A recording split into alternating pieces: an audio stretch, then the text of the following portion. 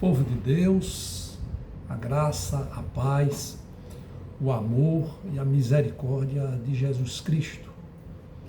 Meus irmãos, nós como cristãos temos uma responsabilidade ímpar na nossa existência, ou na nossa breve existência. Todos nós sabemos, de acordo com a palavra de Deus, que nós temos essa responsabilidade que se constitui em uma missão de evangelizar.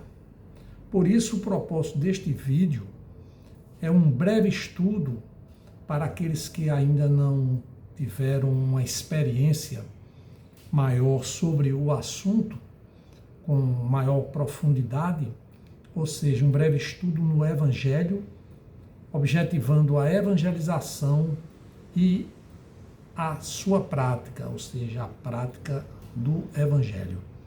Então, o objetivo é responder a três perguntas básicas que são: primeira, o que é o Evangelho? Segunda, por que evangelizar? E terceira, como evangelizar. Com relação à primeira pergunta, o que é o Evangelho? Para aqueles que ainda não sabem, a expressão Evangelho provém do grego evangelion e significa boa nova ou boa notícia. Aparece apenas no Novo Testamento e por cerca de 76 vezes. O Evangelho é a boa nova histórica de que Deus, soberano e misericordioso, consoante o seu plano de redenção, exposto somente na Bíblia, salva pecadores por meio da obra completa de Jesus Cristo, que é expressa em sua vida perfeita, em sua morte expiatória e em sua ressurreição, recebida unicamente pela fé, como um dom gratuito da graça de Deus. A estrutura do Evangelho apoia-se em somente a Escritura, ou seja, somente a Bíblia, somente a graça, que é o perdão divino, somente a fé, que é instrumento da graça, somente Cristo, que é o próprio Evangelho, e somente a Deus a glória. No Evangelho de Lucas, capítulo 2, versos 8 a 11, nos deparamos com a expressão boa nova, refletindo o anúncio da vinda do Salvador, Jesus Cristo, pela primeira vez. Então é importante notar, né, para quem ainda está desavisado, que o Evangelho consta na Bíblia, não é uma invenção humana, e o Evangelho de Lucas, como dito, no seu capítulo 2, versos 8 a 11, ele diz pela primeira vez, né, ele faz o anúncio da vinda do Senhor, a vinda do Salvador, pela primeira vez. Veja bem, está falando no momento em que os pastores e os anjos, né, ao encontro aqui, havia naquela mesma região pastores que viviam nos campos e guardavam os seus rebanhos durante as vigílias da noite. E um anjo do Senhor desceu aonde eles estavam, e a glória do Senhor brilhou ao redor deles, e ficaram tomados de grande temor. O anjo, porém, lhes disse aos pastores: não tenham medo, estou aqui para lhes trazer boa nova, de grande alegria, que será para todo o povo.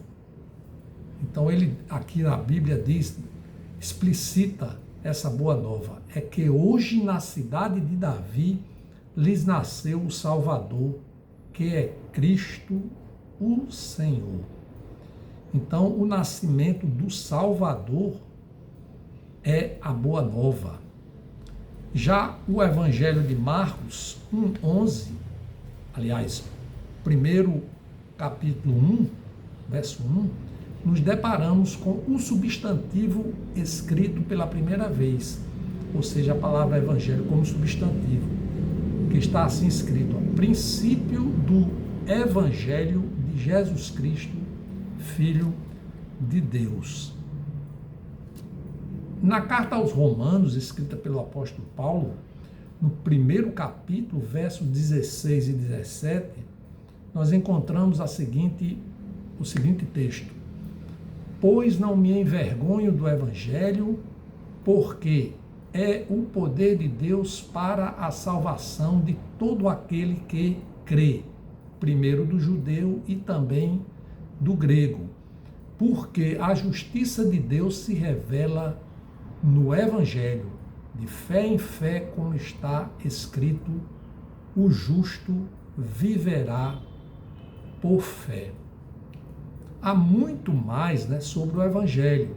Nós vimos que são 76 citações e veremos neste vídeo, com a paciência que Deus nos concede, para entendermos sobre essa notícia maravilhosa, a maior e melhor notícia do mundo. Para quem quiser se aprofundar mais acerca do Evangelho, eu vou deixar na descrição aqui deste vídeo o link da playlist, onde eu faço mais estudos mais detalhados acerca do Evangelho.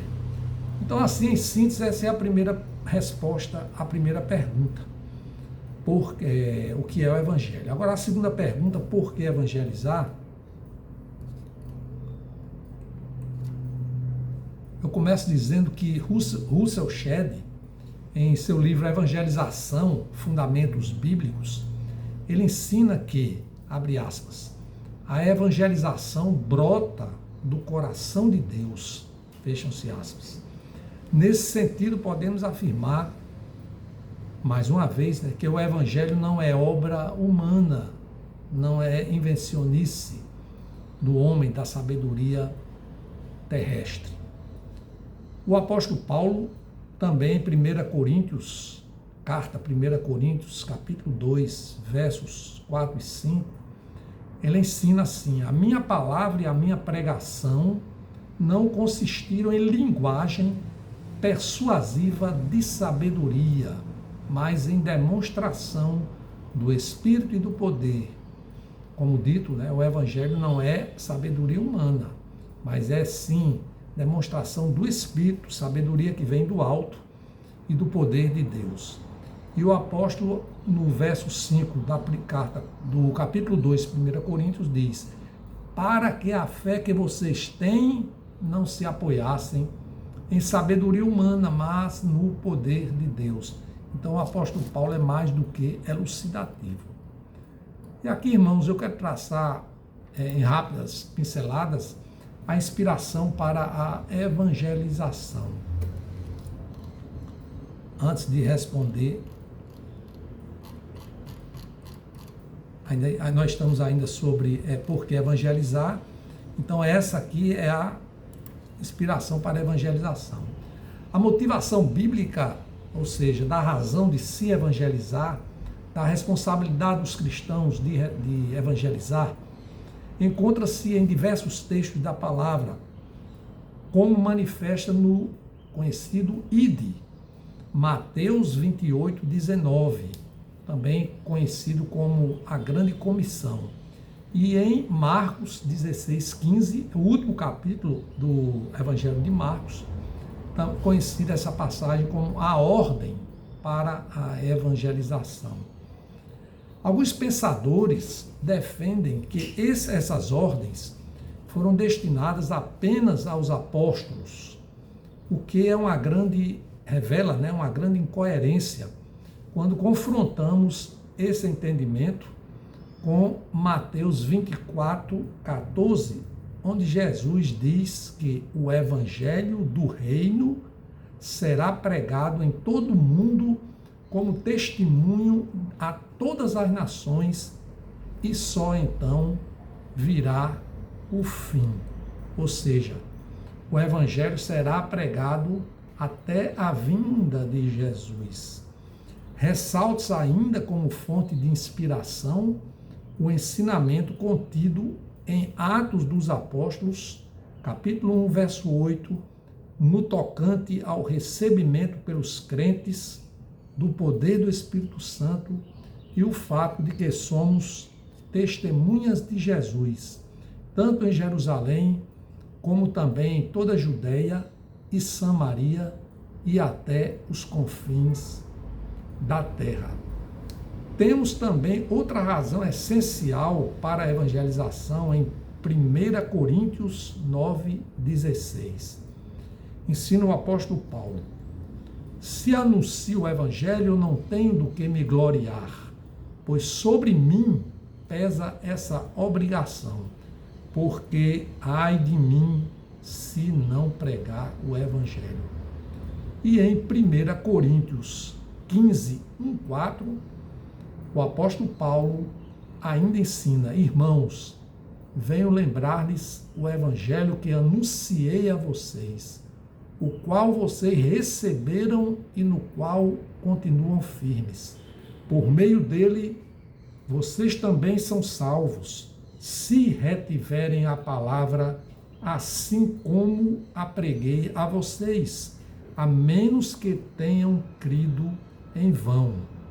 Antes de tudo, entreguei a vocês o que também recebi, que recebi, que Cristo morreu pelos nossos pecados, segundo as Escrituras, e que foi sepultado e ressuscitou ao terceiro dia, segundo as Escrituras. Além dessas razões, eu quero ressaltar mais 4 outros importantes motivos bíblicos interligados para que o crente evangelize ou compreenda a necessidade de evangelizar. O primeiro motivo, que é basilar, é a glorificação de Deus, glorificar a Deus. A glória de Deus está em jogo na grande comissão, ensina o teólogo John Piper, o pastor John Piper, em uma de suas obras, que será anunciada aqui no final, descrita. Ou seja, a glória de Deus está em jogo na grande comissão, no ID, que nós falamos. Esse, incomparavelmente, o sentido de toda a evangelização, na verdade, de toda a vida cristã, conforme 1 Coríntios 10, 31. Com efeito, o ato de evangelizar, sendo produzido pelo Espírito Santo, retorna ao seu próprio Criador, o design e mantenedor de todas as coisas, sendo sempre este o seu propósito, a sua própria glória, conforme o profeta Isaías 48, versos 9 a 11. Adentrando no assunto sobre a glória de Deus, como razão da missão da Igreja de Cristo, pontifica da Costa, em seu livro de 2013, que a essência da Igreja, em sua constituição pelo Criador, está adstrita à glória deste, de modo que a Igreja existe para cultuá-lo, por meio da sua obediência, sendo a evangelização, quando plenamente exercida, uma manifestação desse culto à grandeza de Deus, pelo que Ele é o poder, Ele é pelo que Ele é e pode fazer. Então, esse primeiro ponto, glorificar a Deus. O segundo ponto é a obediência ao ID e à ordenança de Jesus, ou seja, servos obedientes. Assim não seriam servos. Bem, Jesus estabeleceu o plano de proclamação do Evangelho por quem e para quem, conforme Mateus 28, versos 19 e 20 e Marcos 16, 15. Nós já chamamos a atenção para isso, que é exatamente o ID e a ordenança para a evangelização. A isso se chama, o querigma, que é a proclamação oficial do Evangelho. Querigma, do grego, querigma, conforme dito por Fonseca em seu livro 2020, página 81, que nós vamos também destacar aqui.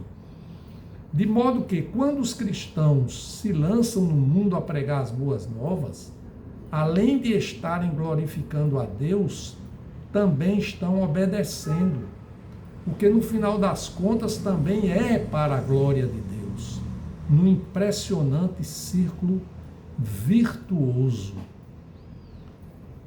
Irmãos, o Evangelho deve ser praticado por todos os cristãos, conforme Atos 11, 26, ou seja, as novas criaturas, 2 Coríntios 5, 17, os embaixadores, 2 Coríntios 5, 20, os discípulos, João 8, 31, 32, os filhos de Deus, Romanos 8, 16, 9 e 17, os imitadores de Cristo, 1 Coríntios 11, 1 e Tessalonicenses 1 e 6, os herdeiros ou co-herdeiros do reino, Romanos 8, 17, os ceifeiros, Mateus 9, 37 e 38, os enviados, João 17, 18 e Romanos 10, 15, as testemunhas, Atos 1,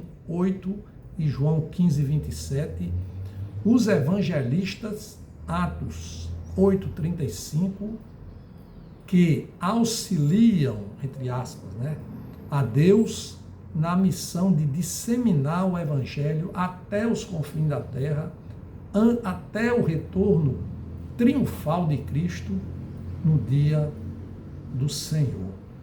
Esses que eu citei, na realidade, são os crentes, os cristãos, as novas criaturas, embaixadores, discípulos, filhos de Deus, imitadores de Cristo, co-herdeiros, herdeiros do reino, ceifeiros, enviados, testemunhas, evangelistas, todos esses são instrumentos de Deus para o ministério do anúncio da boa nova, do Evangelho.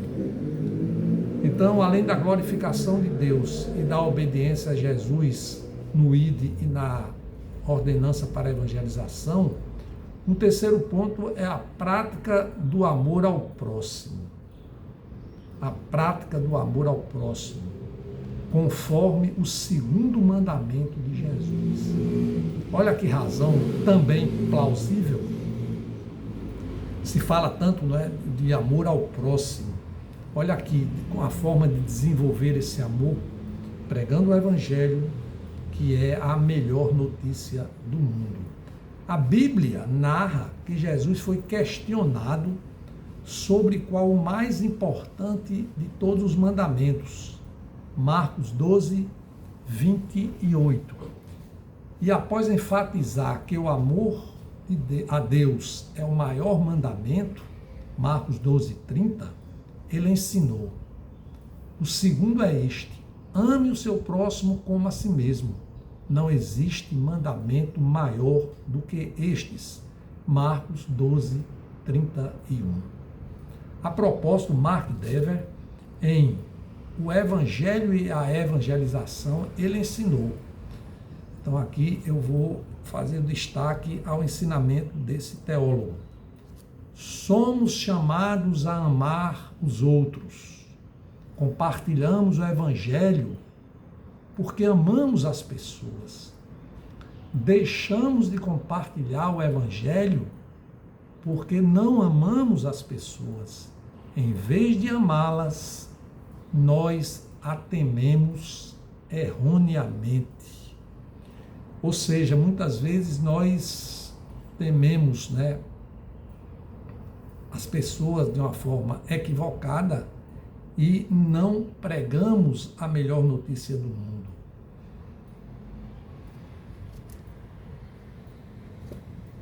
Ora,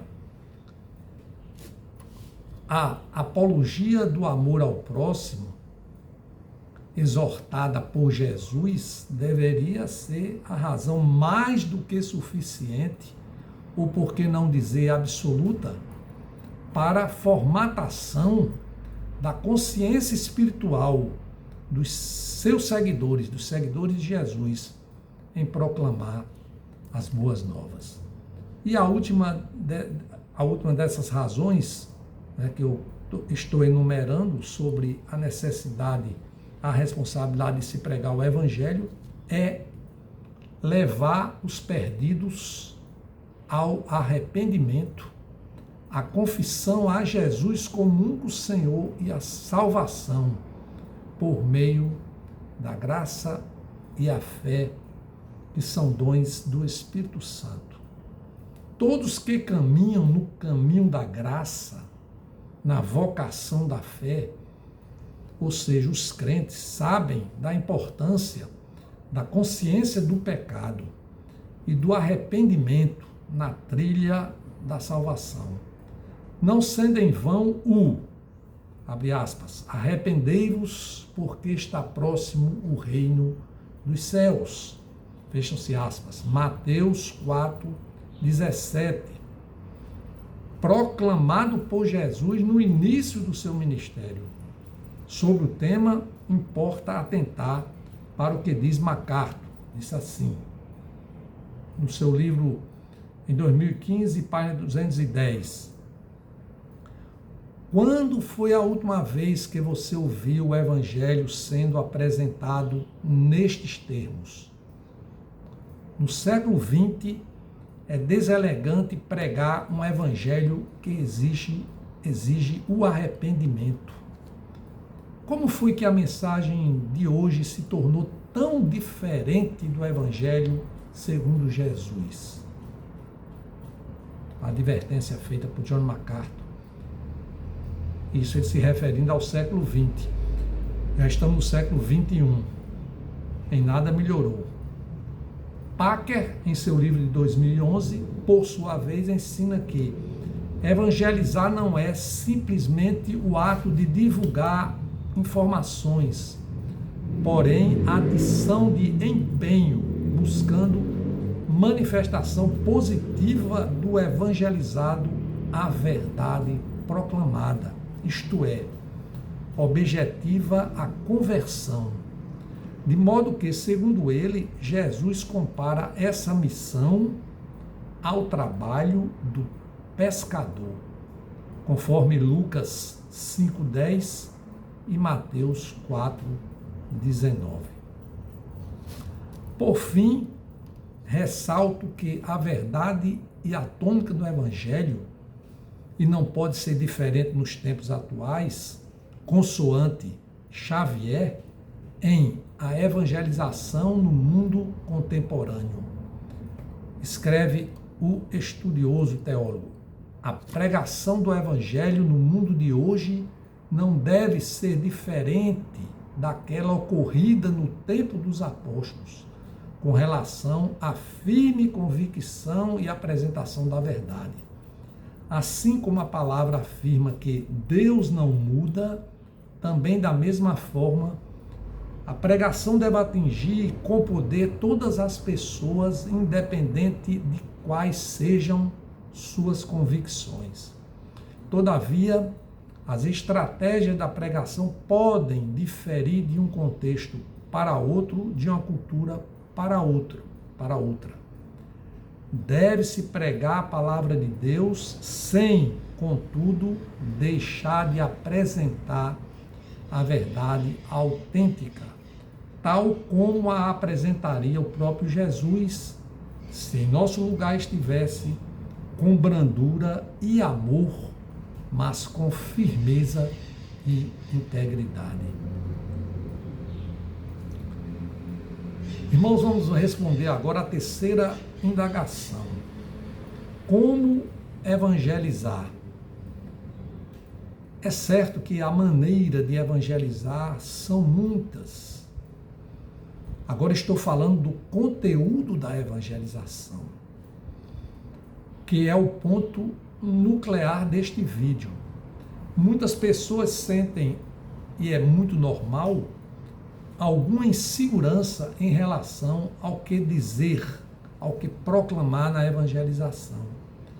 Podes, por exemplo, começar evidenciando o caráter de Deus, como a justiça e a santidade. Muitos pregam o amor de Deus, mas se esquecem de falar da sua justiça. Em seguida, podemos falar sobre a natureza pecadora do homem. E assim, nos colocamos diante do maior dilema da humanidade, que é a tentativa de, por si só, harmonizar a natureza do homem com o caráter de Deus.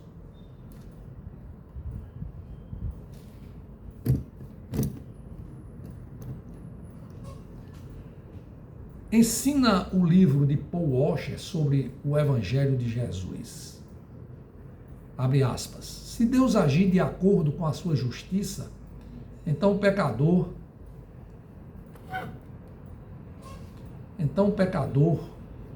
deve ser condenado. Se Deus perdoar o pecador, então a sua justiça será comprometida, uma vez que ele é santo em essência.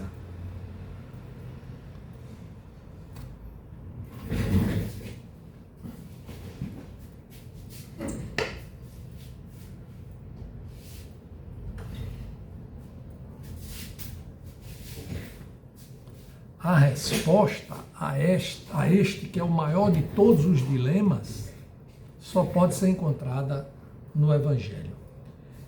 Em sua justiça, continua Paul Washer, em sua justiça, Deus condenou a humanidade e exigiu total satisfação pelos nossos crimes contra ele. Porém, em seu amor, Deus tomou sobre si a humanidade, suportou nosso pecado, sofreu a pena que merecíamos e morreu em nosso lugar. O mesmo Deus, cuja justiça exigia o pagamento por nosso pecado, fez a satisfação completa por ele, oferecendo-se em nosso lugar. Isso é que verdadeiramente faz do Evangelho boas novas, fecham-se aspas, para Paul Washer. Agora digo eu, demais disto, além de falar do caráter de Deus, falar da natureza pecaminosa do homem, fazer o confronto, resolver o dilema, demais disso podemos afirmar que o conteúdo abrangente do Evangelho, uma vez que muitos temas bíblicos podem ser desenvolvidos na evangelização, eu costumo chamar de 14 degraus, o que não deveria ser esquecido na anunciação do Evangelho, quando possível. Então, eu enumero aqui 14 temas interligados que funcionam para a anunciação do verdadeiro Evangelho. Caráter de Deus, pecado, já falamos, né? Graça, fé, a palavra, exortar as pessoas a conhecerem, né, a palavra. Não há como, né, conhecer Jesus, Deus, Espírito Santo, sem conhecer a palavra revelada. Jesus, que é o próprio Evangelho, né, morte, cruz, o sepultamento, que revela, né, de forma nítida, né, que Jesus morreu, a ressurreição, arrependimento, confissão, salvação e oração. São degraus que devem estarem sempre presentes na evangelização. Sobre esses degraus também vou deixar um link de um vídeo do canal explicativo, né? Caso você queira se aprofundar nesses temas. Meus irmãos, a ação evangelística, propriamente dita, se utiliza do conhecimento bíblico prévio que detém o evangelista. Então, isso varia de evangelista para evangelista, ou seja, de cristão para cristão. O pregador, né, ele tem algum conhecimento bíblico, porque ele, normalmente, como ele é um convertido, necessariamente é um convertido, porque o ímpio não prega o evangelho, é o convertido, o cristão, o crente, o remido, o salvo. Então, ele já conhece, né, conhece muitos temas, consegue desenvolver alguns temas da palavra de Deus. Então, por isso que diz, é o conhecimento prévio que tem o evangelista. Isso varia de pessoas para pessoas. O que não quer dizer, né, por isso, né, que varia, mas não quer dizer que somente os teólogos, os estudiosos, aqueles que são mais conhecedores da palavra em si, devam, né, possam praticar a evangelização.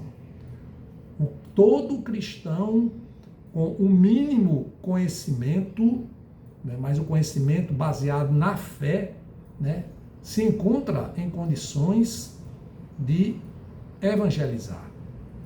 Não há desculpas, né, não há excusas para que o crente se negue a anunciar a melhor notícia da face da terra.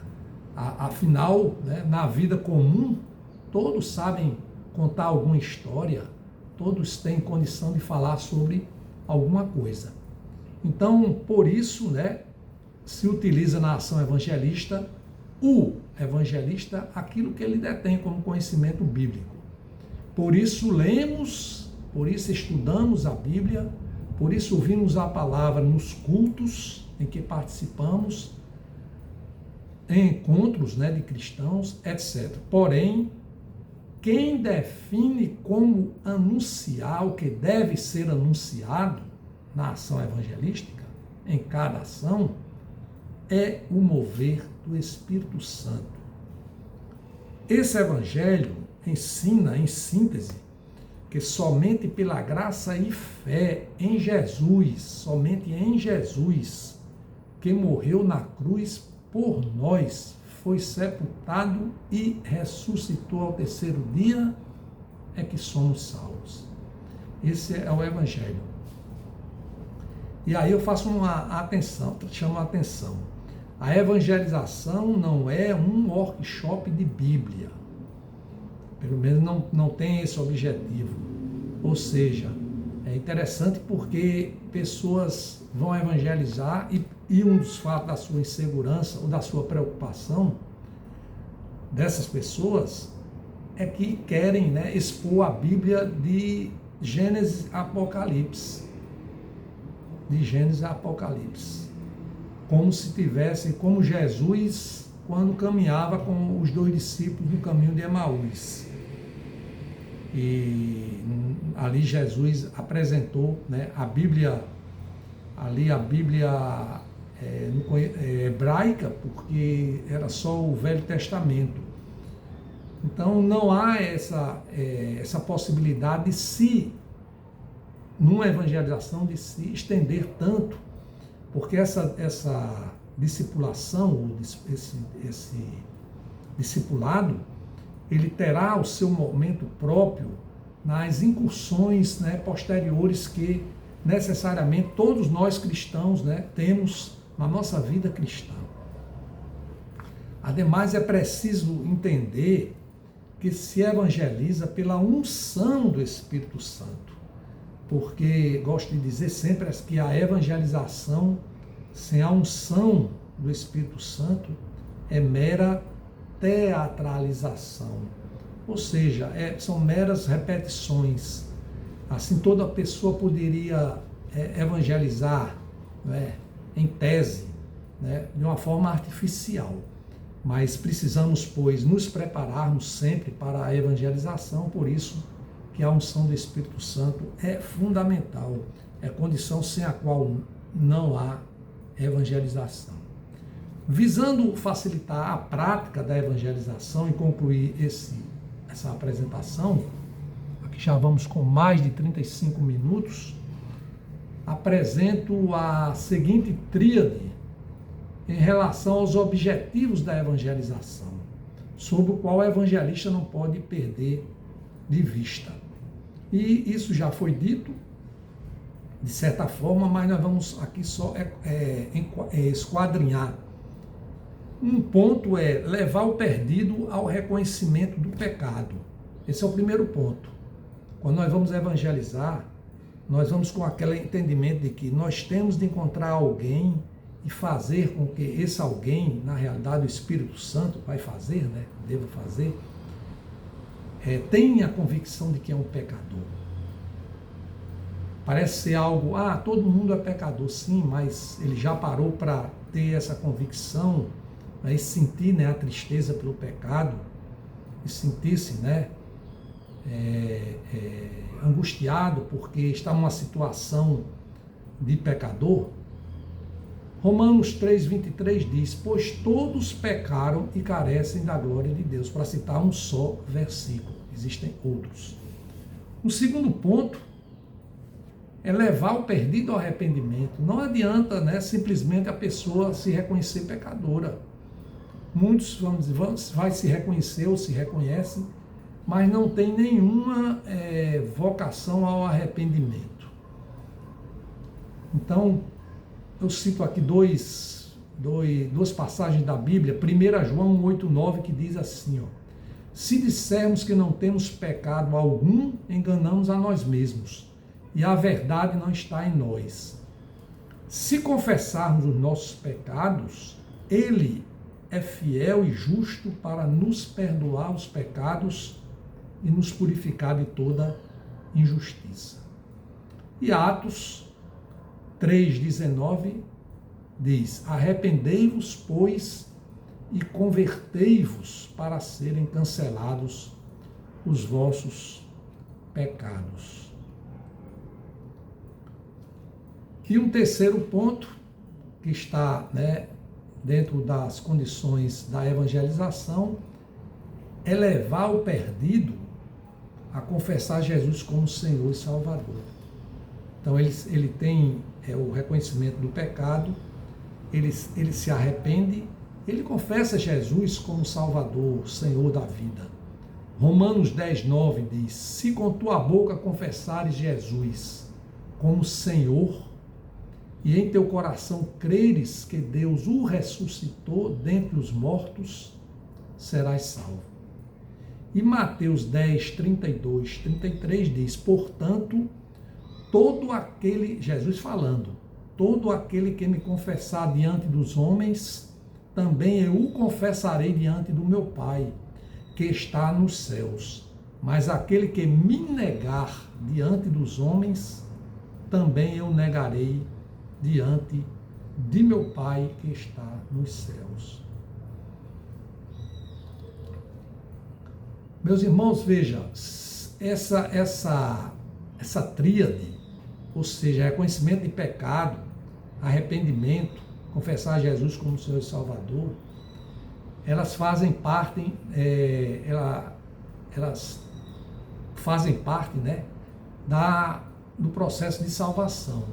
Se alguém quer entender melhor, compreender com mais profundidade, né, com mais detalhes, nós temos na playlist os passos da salvação, ou seja, a ordem da salvação.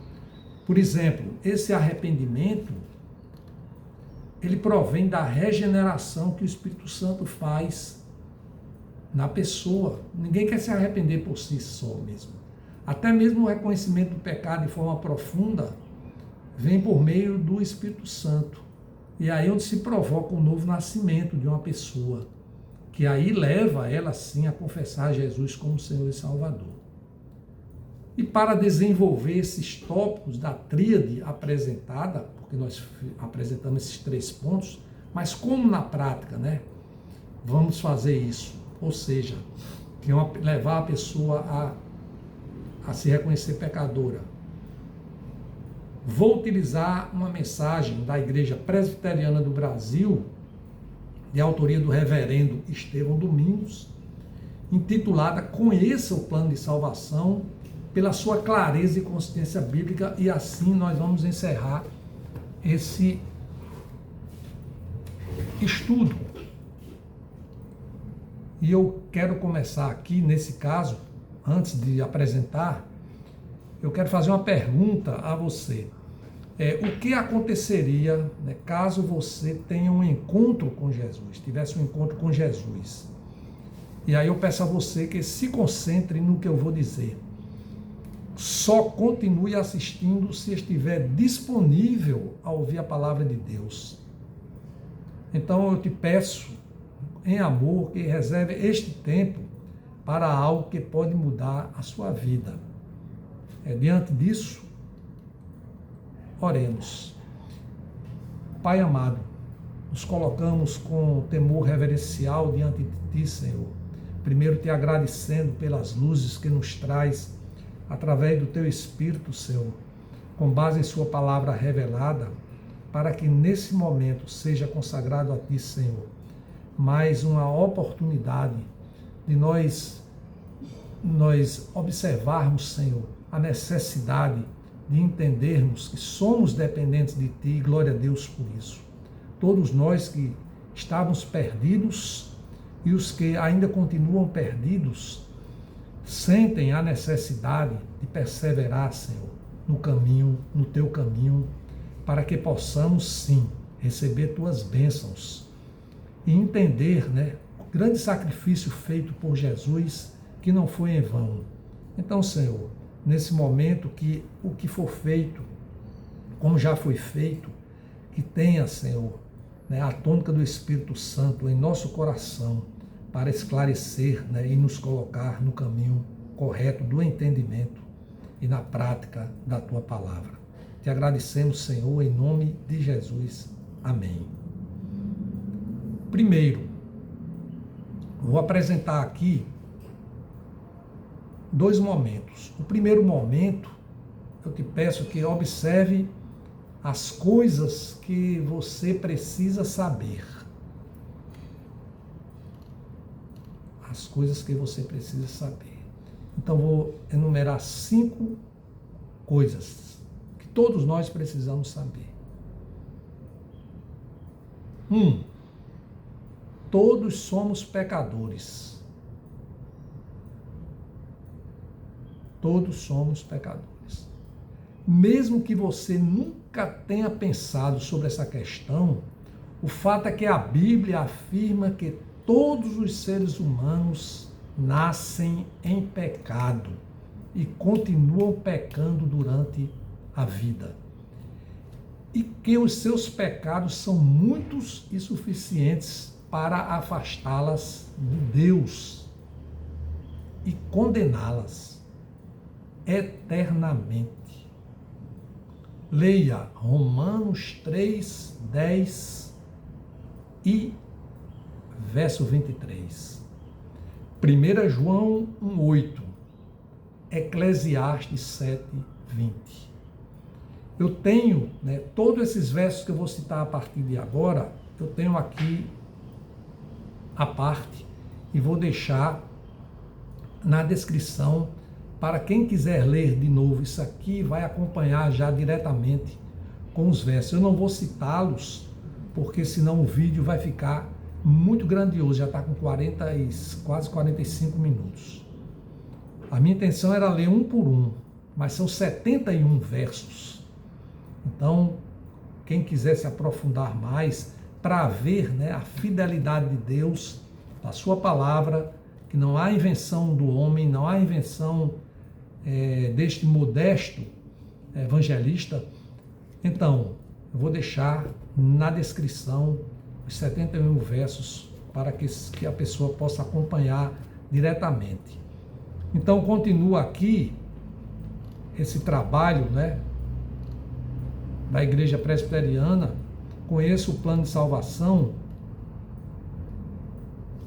as ações do pecado são chamadas de obras da carne. Leia Gálatas 5, 19, 21 e Apocalipse 21, 8. Segundo, o pecado separa as pessoas de Deus. Por causa do pecado, as pessoas tornaram-se carentes da glória de Deus. Leia Romanos 3, 23.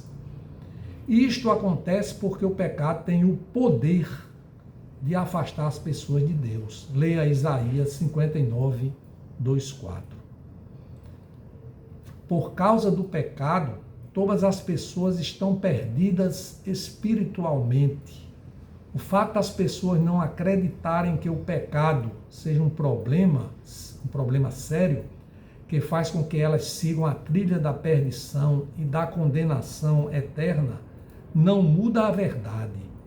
O homem é pecador, está perdido e nesta condição só pode esperar a condenação eterna. Leia Romanos 6, 23, Ezequiel 18, 4, João 8, 24, João 3, 36 e Hebreus 2, 3.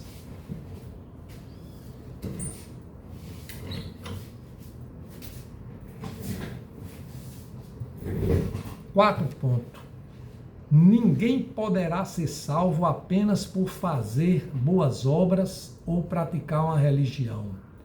As boas obras que as pessoas praticam são insuficientes para garantir a salvação a elas próprias. Leia Efésios 2, 8, 9. Também o fato das pessoas serem religiosas não garantem a elas a vida eterna.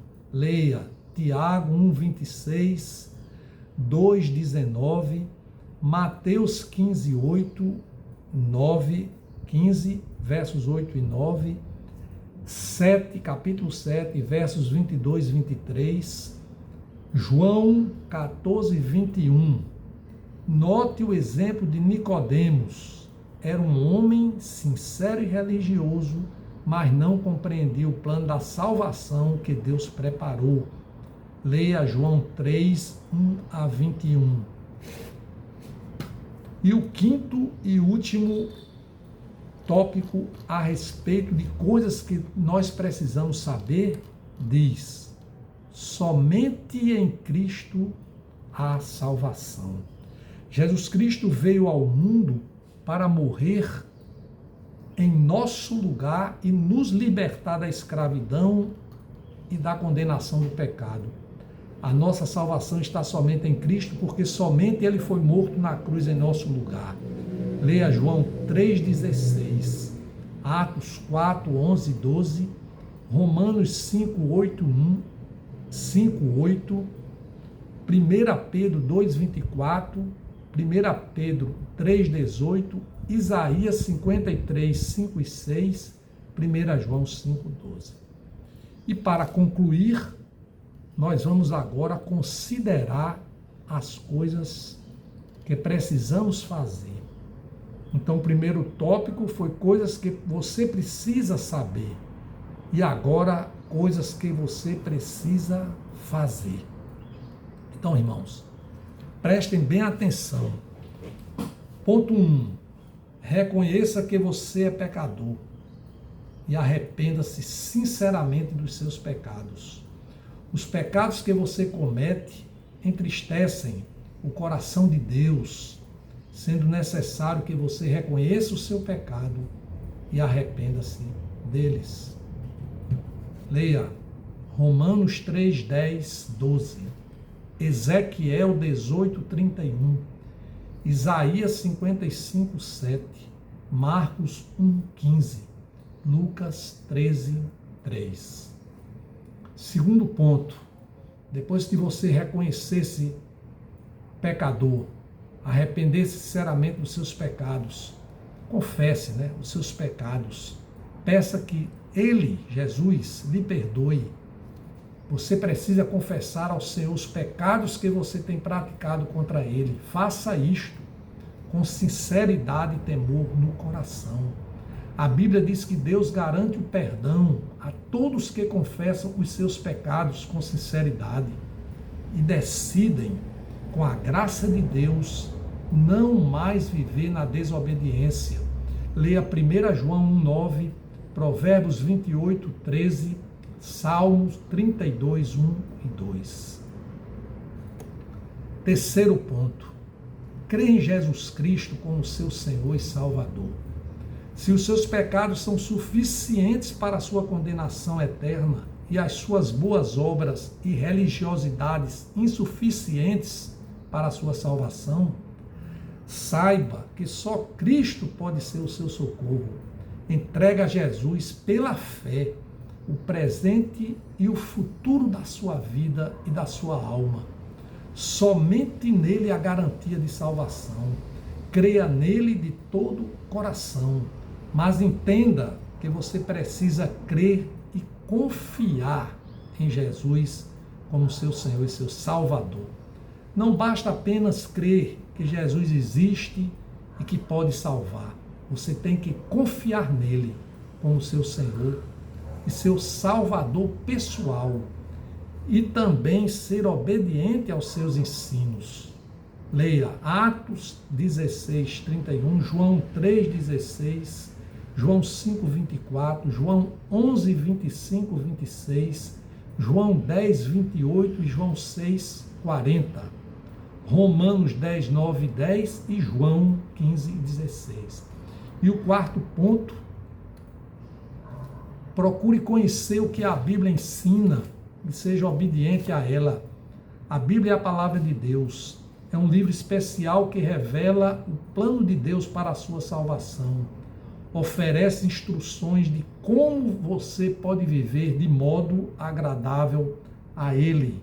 Leia 2 Timóteo 3, 14 e 17, Mateus 22, 29 e João 5, 39. E por último, o quinto ponto, integre-se na igreja, a igreja de Cristo. Cristo edificou a sua igreja para congregar nela aqueles que crescem nele. Mas você poderá perguntar, a que igreja eu devo filiar-me? Irmãos, você deve filiar-se a uma igreja que seja fiel aos ensinos das Escrituras, não às performances e alegorias humanísticas. Leia Mateus 16, 18 e Atos 2, 42. Saiba que quando um pecador se arrepende de verdade e crê em Jesus Cristo como Senhor e Salvador, há grande alegria nos céus. Leia Lucas 15, 7 e 10. Deus mesmo lhe garante o perdão completo dos seus pecados. Isaías 1, 18. Deus faz do pecador uma pessoa nova, regenerada. Leia 2 Coríntios 5, 17. Deus torna o pecador um filho seu. Leia João 1, 12. Deus lhe garante uma vida plena de paz e alegria em Cristo. Leia João 10, 10. Deus lhe assegura a salvação e a vida eterna. Leia João 5:24 e João 6:47. Pense sério sobre estas coisas. Tome a decisão certa. Creia em Jesus Cristo como seu Senhor e Salvador. Faça isto agora. Eu te convido a fazer isso. Depois desta decisão, você, obviamente, não será a mesma pessoa. Que Deus lhe abençoe muito e sempre. Que Ele lhe oriente na decisão que você precisa e deve tomar agora. Não adie, irmão. O tempo urge. Jesus está voltando. Amém. Em nome de Jesus, nós agradecemos por esta oportunidade santa de falar e de mostrar na prática a melhor notícia do mundo. Louvado seja o Senhor Jesus. Amém.